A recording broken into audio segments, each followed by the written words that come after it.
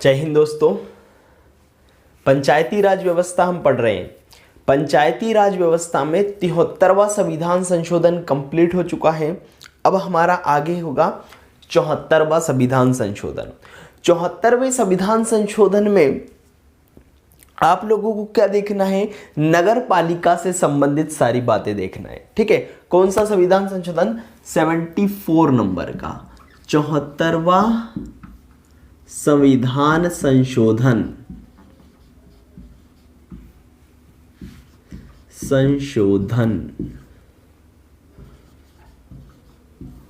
संविधान संशोधन कैसे होता है आप लोगों को अच्छे से मैं समझा चुका हूं। बताएंगे जरा आप लोग संविधान संशोधन किस प्रकार से होता है।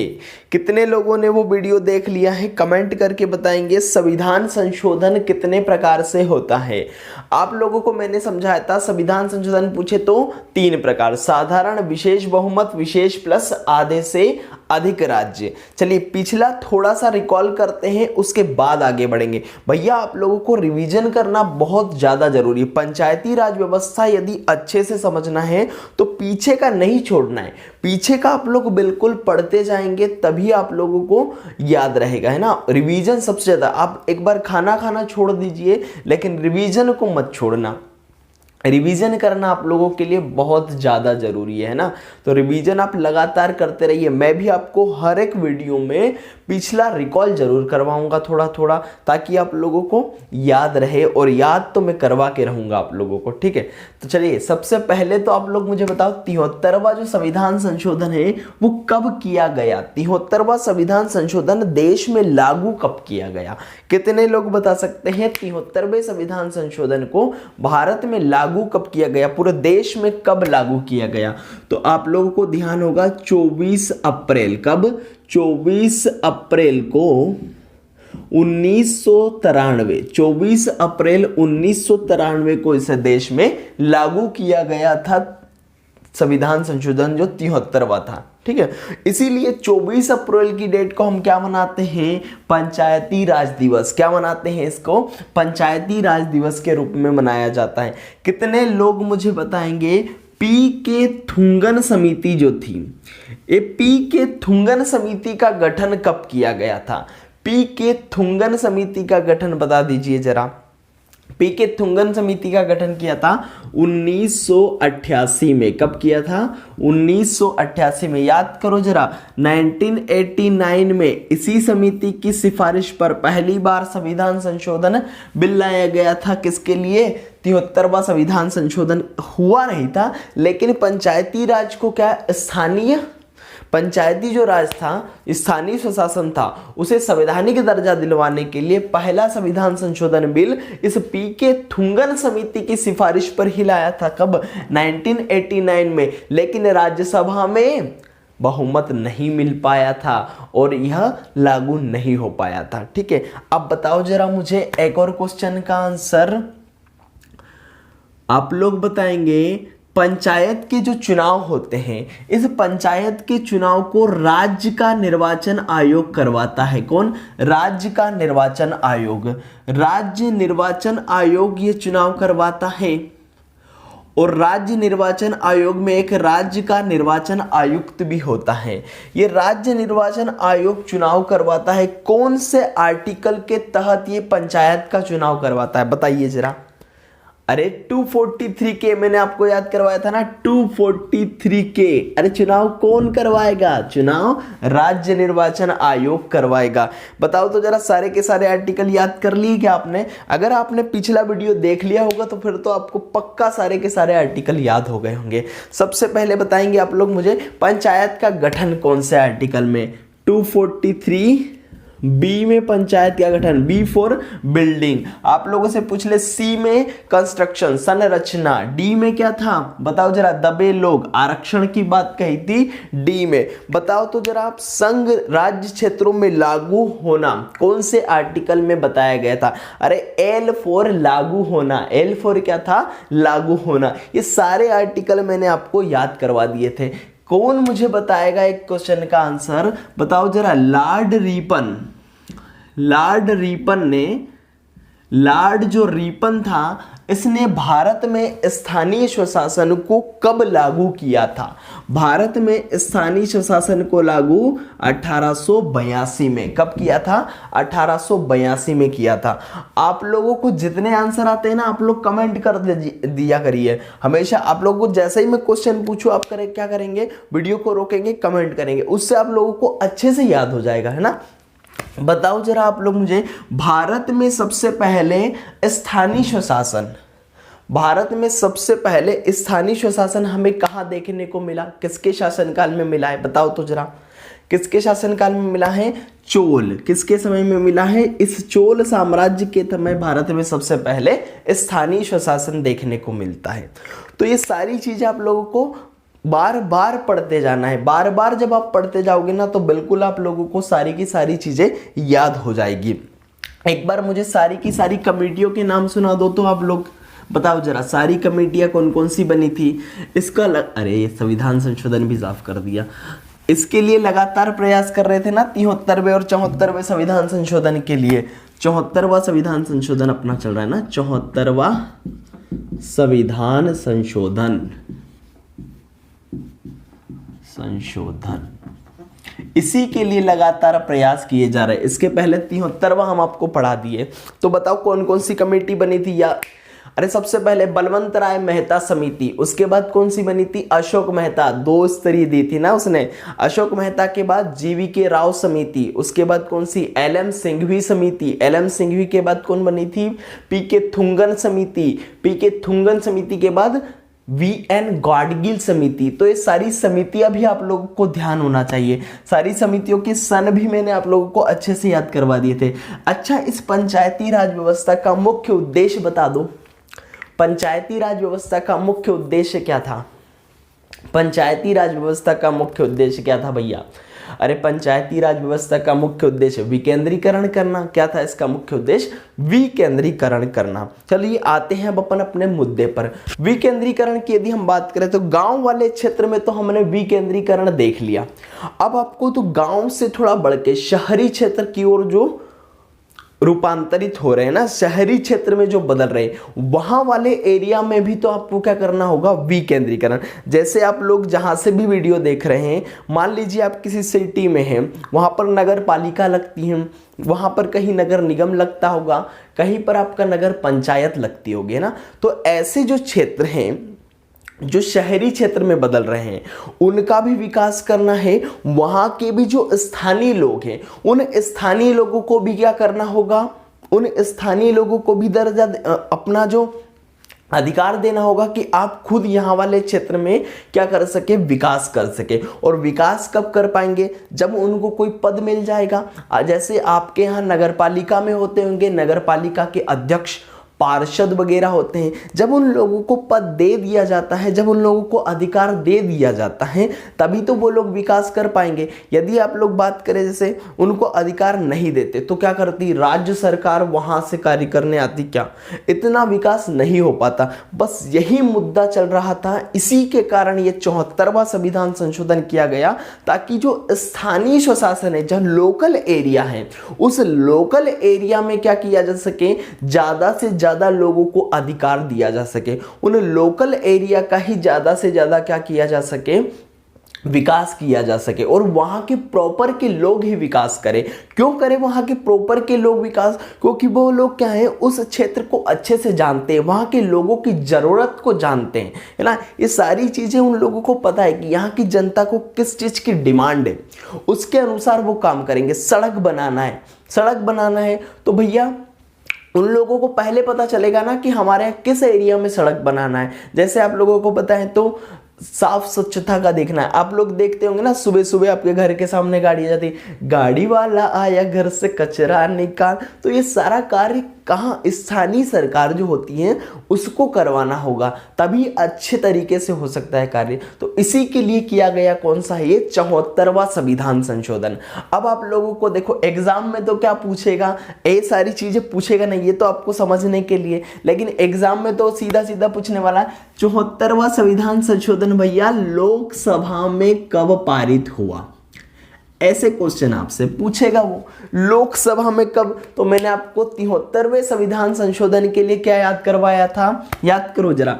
उसके लिए मैंने आपको याद करवाया था ना, सूर्य मकर रेखा पर सीधा चमकता है कब, 22 दिसंबर। कब चमकता है, 22 दिसंबर को सूर्य मकर रेखा पर सीधा चमकता है। तो इस 22 दिसंबर को लेकर चलेंगे। 22 दिसंबर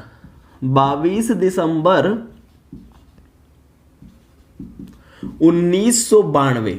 कब, 22 दिसंबर 1992 को ये 74वां संविधान संशोधन भी लोकसभा में कह रहे थे। 73वां लागू कर रहे हो, 74वां भी साथ साथ में, दोनों बिल एक साथ आए हुए थे, दोनों को एक साथ लागू करवा लिया। कहां पारित करवा लिया, लोकसभा में। तो लोकसभा में दोनों की डेट से में ना, 73वां पूछे कब, 22 दिसंबर 1992। 74वां आप लोगों से पूछे कब, 22 दिसंबर 1992। राज्यसभा में भी उसके अगले दिन ही काम निपटा लिया। राज्यसभा की यदि हम बात करें तो राज्यसभा में उसके अगले दिन 23 दिसंबर को, कब, 23 दिसंबर 1992 को ही राज्यसभा में से पारित कर लिया गया। फिर हम बात करें यदि इस संविधान संशोधन को राष्ट्रपति महोदय, देखो अपन जब संविधान संशोधन पढ़ रहे थे तब मैंने आपसे क्या कहा था, संविधान संशोधन को लागू या कानून को बनाने का काम सिर्फ संसद नहीं कर सकती, सिर्फ राष्ट्रपति को भी उसमें शामिल किया जाना। जो संसद होती है ना, वो सिर्फ लागू नहीं, संसद के अंग में राष्ट्रपति महोदय को शामिल किया गया है। राष्ट्रपति महोदय चाहे तो उसे साइन कर देंगे, राष्ट्रपति महोदय चाहे पुनर्विचार के लिए भेज देंगे, राष्ट्रपति महोदय चाहे तो वो क्या करेंगे, अपने जेब में रख लेंगे। अरे जेबी वीटो का यूज भी कर सकते हैं राष्ट्रपति जी। ज्ञानी जेल सिंह ने किया था जेबी वीटो का यूज, आप लोगों से कभी क्वेश्चन पूछ ले तो आपको याद रखना है, ठीक है। तो राज्यसभा में इसे 23 दिसंबर 1992 को। फिर हम बात करते हैं चलो राष्ट्रपति महोदय की। अब राष्ट्रपति महोदय ने कब किया इस पर साइन, तो थोड़ा सा टाइम लेते हैं और उसी डेट को करते हैं जिस डेट को 73वें संविधान संशोधन का 20 अप्रैल 1993। अब आप लोगों को अच्छे से याद होगी, पंचायती राज व्यवस्था लागू देश में कब, 24 अप्रैल को। कब हुई थी, 24 अप्रैल को। लेकिन ये जो 74वां संविधान संशोधन है ये देश में लागू कब हुआ पूछ ले आप लोगों से, तो थोड़ा लेट। देखो बड़ा काम होता है ना, थोड़ा टाइम लगता है, बड़े काम को थोड़ा सा टाइम लगता है। पंचायती राज व्यवस्था लागू कब हो गई थी, 24 अप्रैल को। कब लागू हो गई थी, 24 अप्रैल 1993 को। लेकिन इसमें थोड़ा सा टाइम लग गया। सोचो जरा कितना टाइम लगा होगा। अरे अप्रैल से मई और उन्होंने ला दिया था जून, और जून की पहली ही तारीख को कर दिया क्या, जून को पहली ही तारीख 1 जून 1993। कब, जून की पहली ही तारीख लेकर आ गए थे कि चलिए आज तो कर ही देते हैं, बहुत समय हो गया है रोकते रोकते, पंचायती राज व्यवस्था लागू हो गई है, इस नगरीय निकाय को भी लागू कर दो भैया देश में। इसलिए 1 जून 1993 को देश में इसे लागू कर दिया जाता है। फिर हम बात करें यदि इस 74वें संविधान संशोधन में, तो 74वें संविधान संशोधन में और क्या ऐड किया गया, अरे आर्टिकल, कौन से आर्टिकल भी इसके अंतर्गत शामिल किए गए हैं, ठीक है। और इसमें भाग भी जोड़ा गया। कौन सा भाग जोड़ा गया, तो भाग 9A। कौन सा भाग जोड़ा गया है इसमें, भाग 9A। अनुसूची भी इसमें ऐड की गई। कौन सी अनुसूची, अरे 73वें में कौन सा भाग ऐड किया था, भाग 9। इसमें कौन सा, 9A अनुच्छेद। अनुसूची इसमें यदि हम देखें तो अनुसूची बताएंगे जरा आप लोग, उसमें कौन सी ऐड करी थी, कौन सी अनुसूची, 11वीं।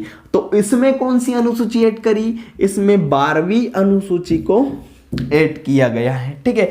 इतना किसी को समझ में नहीं आया हो तो बताओ जरा। राष्ट्रपति ने साइन कब किए हैं, 20 अप्रैल 1993 को। देश में कब लागू हुआ, 1 जून 1993 को। राज्यसभा में कब, 23 दिसंबर 1992 को। लोकसभा में कब, ये 1992 को आप लोग पकड़ के चलेंगे। 1992 से शुरुआत हो रही है, 1993 तक दोनों का काम निपटता चला जा रहा है ना। तो देश में लागू 1993 में, वो भी देश में लागू कब हुआ था, 1993 में ही हुआ था। इतना सब आप लोगों को समझ में आ गया होगा। चलिए जरा बताइए तो उस समय राष्ट्रपति कौन थे? 73वें संविधान संशोधन के समय राष्ट्रपति कौन थे? बताओ जरा, राष्ट्रपति कौन थे? शंकर दयाल शर्मा। कौन थे? शंकर दयाल शर्मा। यहां लिख देते हैं शंकर दयाल जी शर्मा, है ना। कौन थे? शंकर दयाल शर्मा। प्रधानमंत्री आप लोगों से पूछ ले तो कौन थे? पीवी नरसिम्हा राव। पीवी नरसिम्हा राव, है ना। पीवी नरसिम्हा राव जी कौन थे? प्रधानमंत्री थे उस समय। तो इतना डाटा आप लोगों को याद रखना है, परीक्षा को ध्यान में रखते हुए ना। परीक्षा हमारा मेन उद्देश्य क्या है? परीक्षा है भाई। परीक्षा में क्वेश्चन आप जो समझ रहे हैं वो नहीं, परीक्षा में डाटा से क्वेश्चन पूछेगा, तो डाटा को भी याद रखना है आप लोगों को, ठीक है। चलो बताओ तो जरा, एक बार याद करते हैं। चलो, लोकसभा में कब पारित हुआ था? बताओ जल्दी से। लोकसभा में बताओ जल्दी से कब पारित हुआ था? याद करो, 22 दिसंबर। कब? 22 दिसंबर 1992। 22 दिसंबर 1992। 22 दिसंबर 1992 को लोकसभा में। राज्यसभा पूछे तो उसके अगले ही दिन 23 दिसंबर 1992। 23 दिसंबर 1992। 23 दिसंबर 1992 को राष्ट्रपति महोदय ने साइन कब किया? 20 अप्रैल 1993। 20 अप्रैल 1993। 73वां संविधान संशोधन देश में कब लागू हुआ था? 24 अप्रैल 1993। लेकिन 74वें संविधान संशोधन को देश में लागू करने में थोड़ा सा समय लगा। कितना? 1 जून ला दी इन्होंने। 1 जून 1993 को देश में लागू कर दिया। प्रधानमंत्री तो उस समय भी पीवी नरसिम्हा राव थे। 73वें संविधान संशोधन में भी, 74 में भी पीवी नरसिम्हा राव है। राष्ट्रपति शंकर दयाल शर्मा, दोनों में आप लोगों को याद रख लेना है, ठीक है। उसमें भाग नंबर 9 जोड़ा था, इसमें 9A जोड़ दिया है, ठीक है। उसमें अनुसूची 11 जोड़ी थी, इसमें अनुसूची 9 जोड़ दी है। उसमें पंचायत को 29 विषय दिए, काम करने के लिए पंचायत को 29 विषय दिए हैं। लेकिन आपको यहां ध्यान रखना है, इन नगर निकायों को कितने? 18 विषय दिए हैं। पंचायत को कितने? 29 विषय दिए हैं, इनको कितने? 18 विषय। इसी में से आता है एक वो गाड़ी वाला आया, भैया घर से कचरा निकाल, ठीक है। इतना आप लोगों को समझ में आ गया ना। तो 74वें संविधान संशोधन में आप लोगों को अब क्या देखना है? अब तो आपको यही देखना है कि 74वें संविधान संशोधन में कैसी संरचना दी होगी। देखो, उसी के जैसा पैटर्न चल रहा है अपना। 73वें संविधान संशोधन जैसा ही पैटर्न हम चला रहे हैं। अब आप लोगों को कहे 74वें संविधान संशोधन के तहत जो नगरीय निकाय होंगे उनकी संरचना कैसी दी? तो त्रिस्तरीय व्यवस्था। कौन सी दी है? इसमें भी त्रिस्तरीय व्यवस्था। त्रिस्तरीय व्यवस्था दी है। और इस त्रिस्तरीय व्यवस्था में क्या क्या दे दिया है देखेंगे जरा ध्यान से। सबसे पहले यदि बात करें तो होगी क्या? नगर पंचायत। क्या होगी? नगर पंचायत। दूसरी होगी नगर पालिका। नगर पालिका। और तीसरी होगी इसमें नगर निगम। अब आप लोग समझ लेना, जहां जहां से भी आप लोग हैं अपने अपने एरिया के हिसाब से देख लेना आपके वहाँ क्या है, और कमेंट करके मुझे ज़रूर बताना आपके वहाँ नगर पंचायत है या नगर पालिका है या फिर आपके यहाँ नगर निगम है। सारा आप लोग बताएंगे। चलिए समझते हैं इस नगर पंचायत में। नगर पंचायत कहाँ बनाई जाएगी? तो देखो, थोड़े छोटे एरिया में, जहाँ का जो क्षेत्र गांव से धीरे धीरे शहर की ओर अभी परिवर्तन करना स्टार्ट किया है, अभी परिवर्तन करना स्टार्ट किया है, वहां की बस्ती धीरे धीरे बड़ी होने लग गई है, तब ऐसे स्थानों को नगर पंचायत कहा जाएगा। कितनी आबादी होनी चाहिए उसके लिए? कम से कम 20,000 से कितनी 50,000 तक की आबादी होगी तो उस एरिया को कह देंगे क्या? नगर पंचायत, है ना। अभी शहर पूरी तरीके से बना नहीं है, लेकिन हाँ कोशिश कर रहा है कि बन जाऊंगा शहर में, है ना, तो उसे कहेंगे नगर पंचायत। फिर नगर पालिका वाले एरिया की यदि हम बात करें तो 50,000 से 3 लाख तक का, 50,000 से 3 लाख तक की जनसंख्या जहां होगी वहां वाले एरिया को नगर पालिका, ठीक है। अब बात करते हैं नगर निगम। 3 लाख प्लस में ही बात होगी भैया, 3 लाख से अधिक वाली जनसंख्या वाले क्षेत्र में नगर निगम बनाया जाएगा, ठीक है। आप लोग जिस भी राज्य से हैं आप लोग बताएंगे आपके यहाँ कितने नगर निगम हैं। मध्य प्रदेश वाले विशेष कमेंट करके बताएंगे आपके मध्य प्रदेश में कितने नगर निगम है, ठीक है। नगर पालिका कितनी है, नगर पंचायत भी आप लोग बता देंगे, ठीक है। अब समझते हैं इस नगर पंचायत में और नगर पालिका और नगर निगम में चुनाव कैसे होता है। तो आपको पता ही होगा आपके एरिया में चुनाव कैसे, आप भी जाते ही होंगे वोट डालने, तो समझ में आ जाता होगा। नगर पंचायत जिसके यहाँ होगी उसको नगर पंचायत का पता होगा, जिसके यहाँ नगर पालिका होगी उसको नगर पालिका का पता होगा, और जिसके यहाँ नगर निगम होगा उसको नगर निगम का पता होगा। तो चुनाव की यदि हम बात करें तो जितने भी सदस्य होते हैं इनके, उन सभी सदस्यों का चुनाव कैसे करते हैं, इन सभी सदस्यों का चुनाव आप लोग ही वोट देते भैया प्रत्यक्ष रूप से। कैसे करते हैं, प्रत्यक्ष रूप से। जितने भी सदस्य हैं सारे के सारे सदस्यों का चुनाव कैसे करते हैं, प्रत्यक्ष रूप से किया जाता है। सारे के सारे सदस्यों, चाहे वो नगर पंचायत का सदस्य हो, चाहे वह नगर पालिका का सदस्य हो, चाहे वह नगर निगम का सदस्य हो, इन सबके सदस्यों का चुनाव कैसे करते हैं, प्रत्यक्ष रूप से। लेकिन ये जो नगर पालिका है ना, यहाँ पर अध्यक्ष भी होते हैं, नगर पालिका के अध्यक्ष होते हैं। आपको पता है नगर निगम में मेयर महापौर होते हैं। यहाँ इनका चुनाव कैसे करें, बड़ी दिक्कत। अभी थोड़े दिन पहले चुनाव हुआ ना, आप लोगों को पता होगा चुनाव कैसे हुआ है उनका। तो ये किस पर निर्भर करता है, आप लोगों ने देखा भी होगा इसके पहले वाले चुनाव जो हुए थे उसमें प्रत्यक्ष रूप से आपने अध्यक्ष को चुना था, लेकिन अभी आपने अप्रत्यक्ष रूप से अध्यक्ष को चुनते हुए देखा होगा हमारे यहाँ पर, है ना। जो पार्षद लोग थे उन पार्षद ने क्या किया था, वोट दिया था, नगर पालिका अध्यक्ष को चुना है, ठीक है। पार्षद लोगों ने क्या करा है, नगर पालिका अध्यक्ष को चुना था। तो ये किस बात पर डिपेंड करता है, ये डिपेंड करता है इनके जो अध्यक्ष होते हैं, इनके नगर पालिका के जो अध्यक्ष होते हैं और नगर निगम के जो महापौर होते हैं, महापौर होते हैं, इनकी नियुक्ति किसके ऊपर निर्भर करती है, उस राज्य के ऊपर। उस राज्य की जो राज्य सरकार या राज्य की जो राज्य की विधानमंडल है, उस राज्य का विधानमंडल जो तय करेगा उस पर निर्भर करता है कि इनके अध्यक्ष का चुनाव कैसे किया जाए। नगर पालिका और नगर निगम के अध्यक्ष का चुनाव कैसे किया जाए यह निर्धारित कौन करेगा, राज्य का विधानमंडल। जैसे आपके मध्य प्रदेश में अभी थोड़े टाइम पहले कांग्रेस की सरकार आई थी, वापस बीजेपी की सरकार आ गई है, तो उन्होंने तय किया था क्या कि अब अध्यक्ष का चुनाव कैसे होगा। इतना आप लोगों को समझ में आ गया। चुनाव कैसे, तो सदस्यों का चुनाव तो हमेशा होगा किस प्रकार से भैया, बताओ जरा। सदस्यों का चुनाव कैसे है, प्रत्यक्ष रूप से। अध्यक्ष का चुनाव कैसे, तो उस राज्य की सरकार जो भी निर्धारित कर दे उसके अनुसार होने वाला है अध्यक्ष का चुनाव। आगे बढ़ते हैं, चुनाव कौन करवाता है, बताओ जरा। इनका चुनाव कौन करवाता है, चुनाव करवाता कौन है इनका, जल्दी से बताएंगे। अरे पंचायत का चुनाव किसने करवाया था, पंचायत का चुनाव राज्य का निर्वाचन आयोग, है ना।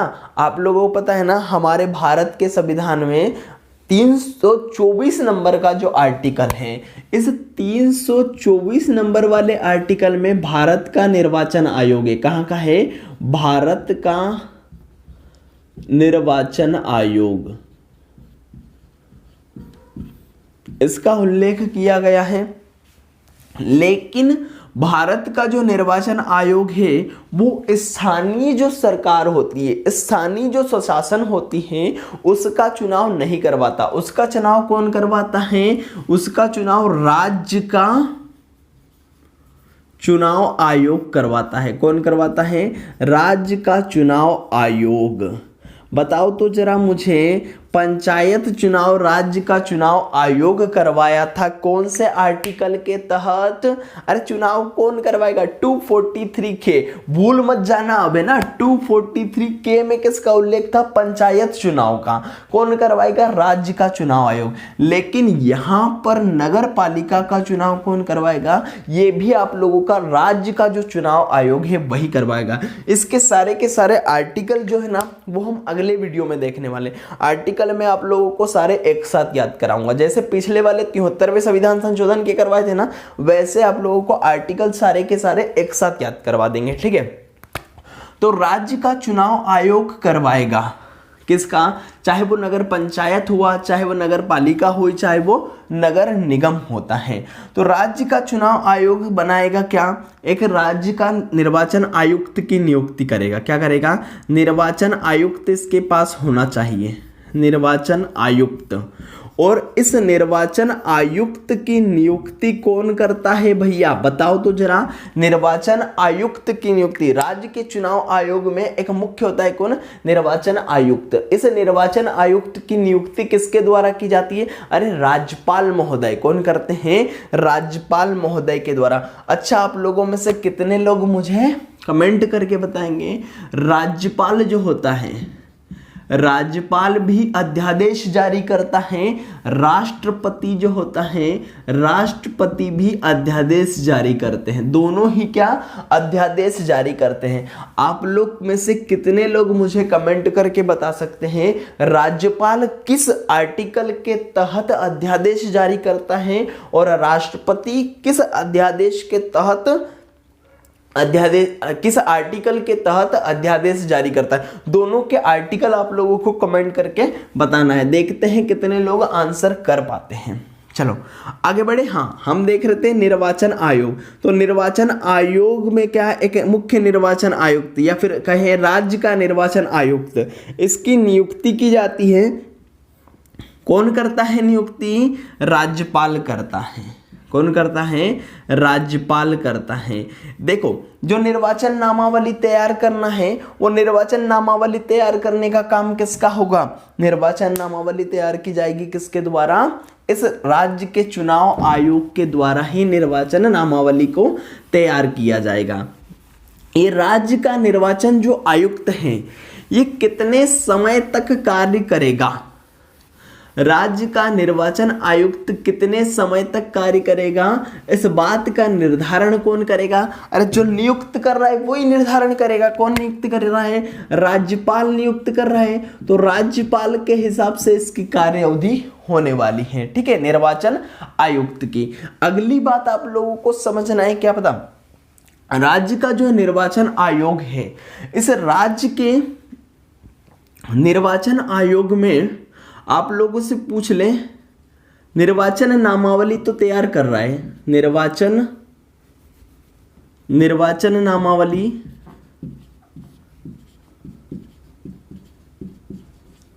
तैयार तो ये कर रहा है, और क्या काम करेगा? तो जो भी अगर इनके चुनाव में किसी प्रकार का विवाद होता है तो उस विवाद का निपटारा भी यही करेगा। क्यों? क्योंकि आप लोगों को मैंने एक आर्टिकल बताया था, कौन सा? 243 का ओ पढ़ाया था ना, उसमें न्यायालय को क्या करा था? इससे अलग रखा था। न्यायालय को क्या कर दिया गया था? अलग रखा गया था। इसलिए चुनाव का जो भी विवाद वगैरह होता है उसको सबको निपटने का काम यही करता है। अरे आप लोग देखते होंगे ना, आती है टीम, पुलिस वाले भी उसके साथ रहते हैं और बहुत सारे निर्वाचन अधिकारी होते हैं, वो सारे चुनाव करवाने के बाद मतगणना करवा के ही अपने घर जाते हैं ना। पंचायत के चुनाव में आप लोगों ने देखा होगा। तो ये सारी चीजें भी आपको ध्यान रखना है। अब आप लोग देखेंगे योग्यता क्या होनी चाहिए। योग्यता क्या होनी चाहिए उन अधिकारियों की? अधिकारियों की नहीं, योग्यता की यदि हम बात करें, क्या योग्यता इनकी होनी चाहिए?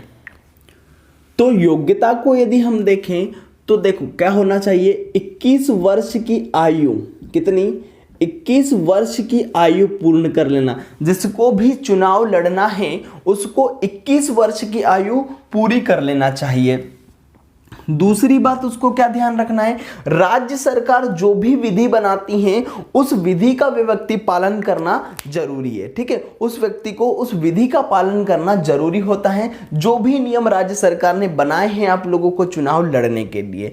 तीसरी बात आपको अयोग्यता, कोई व्यक्ति अयोग्य है यदि राज्य सरकार द्वारा जो बनाई गई विधि है उस हेतु उसका पालन करने में यदि कोई अयोग्य है तो इस अयोग्यता का निर्धारण कौन करेगा, ये क्वेश्चन भी आप लोगों से पूछ सकते हैं। तो अयोग्यता का निर्धारण किसके द्वारा किया जाएगा बताओ जरा आप लोग। अयोग्यता का निर्धारण आप लोगों को मैंने पहले ही बताया था, सही में राज्य सरकार क्या करेगी, राज्य सरकार एक अधिकारी की नियुक्ति करेगी। क्या करेगी, अधिकारी की नियुक्ति करेगी राज्य सरकार।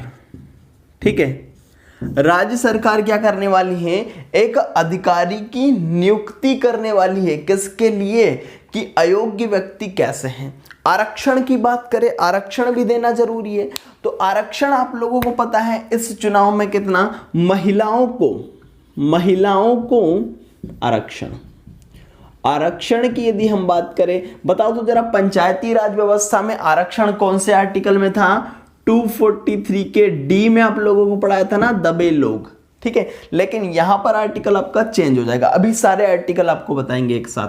आरक्षण की यदि हम बात करें तो महिलाओं को 1/3 मतलब 33% आरक्षण किसको दिया जाता है, महिलाओं को दिया जाता है।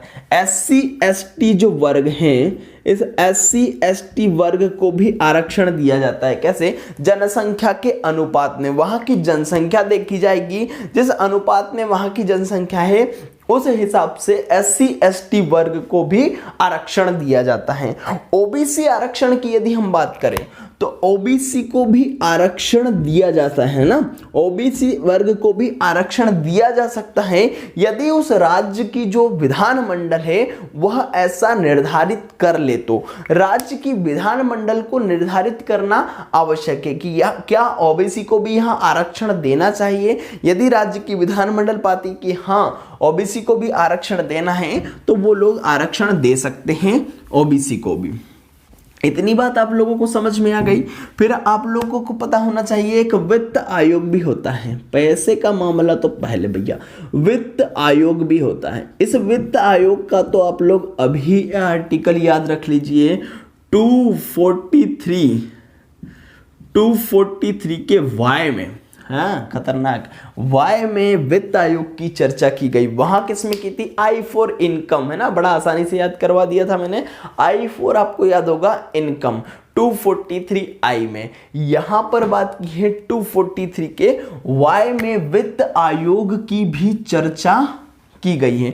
क्या करेगा वित्त आयोग, तो कहा है ऐसा कि हर 5 वर्ष में वित्त आयोग का गठन करना चाहिए। क्या करना चाहिए, हर 5 वर्ष में वित्त आयोग का गठन करना चाहिए। और यह वित्त आयोग ही निर्धारित करेगा क्या, राज्य सरकार के पास जो भी पैसा आता है ना टैक्स का, वो कितना राज्य सरकार रखेगी, कितना नगरीय निकाय को देना है, इसका निर्धारण कौन करेगा, वित्त आयोग करेगा। वित्त से संबंधित जो भी सलाहें होती हैं, अच्छे से अच्छे रूप से किस प्रकार से आप वित्त का वितरण कर सकते हैं, ये सलाह देने का काम भी कौन करेगा, वित्त आयोग करेगा।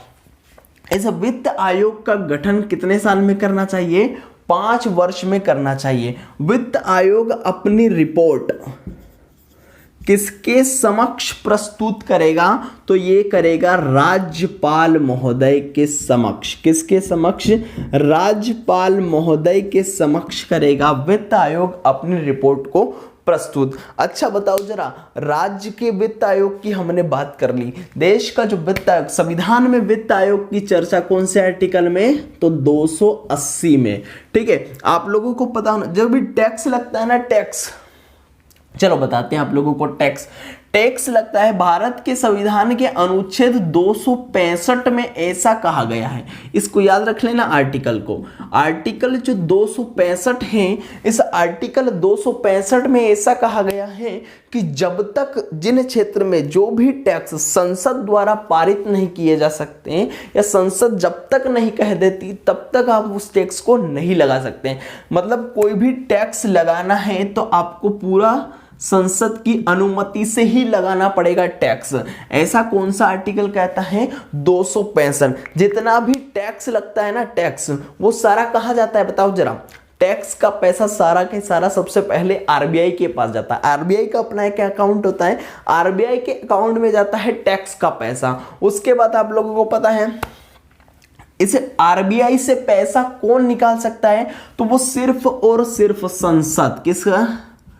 संसद के द्वारा, है ना। संसद विनियोग विधेयक आप लोगों ने पढ़ा होगा, आर्टिकल 114 विनियोग विधेयक पारित करके, किसको? विनियोग विधेयक पारित करके संसद द्वारा निकाला जाता है। आर्टिकल 266 के तहत संचित निधि से। किससे? संचित निधि से। इस संचित निधि से पैसा कौन निकाल सकता है? संसद। संचित निधि से पैसा कौन निकाल सकता है? संसद। अब आप लोगों को यदि एकदम से पैसे की जरूरत पड़ गई कि भैया संसद तो अभी सत्र ही नहीं चल रहा है, तो आपको अर्जेंट में पैसे चाहिए, तो फिर कहां से निकालेंगे? तो उसके लिए एक अलग से आकस्मिक निधि बनाई गई है। क्या बनाई गई है? अलग से आकस्मिक निधि।